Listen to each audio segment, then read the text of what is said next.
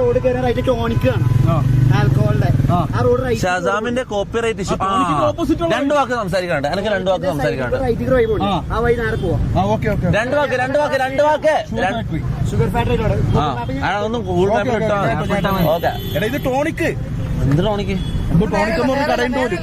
അതിന് അതിന്റെ അതുവഴി പോയാൽ ഷസാമിന്റെ അറിയാത്തവർക്ക് ഞാൻ പറഞ്ഞുതരാം. ഷസാം എന്റെ വീഡിയോ അല്ല എന്റെ പാട്ട് റിയാക്ട് ചെയ്തപ്പോ ഓട്ടോമാറ്റിക്കലി കോപ്പിറൈറ്റ് പോയി. അപ്പൊ യൂട്യൂബില് സ്പോട്ടിഫൈയില് ഏത് പാട്ടിറക്കിയാലും ഓട്ടോമാറ്റിക്കലി കോപ്പിറൈറ്റ് പോകും ആദ്യം. പിന്നെ അത് നമ്മൾ ഡിസ്പ്യൂട്ട് ചെയ്താലാണ് കോപ്പിറൈറ്റ് റിലീസ് ആവുക.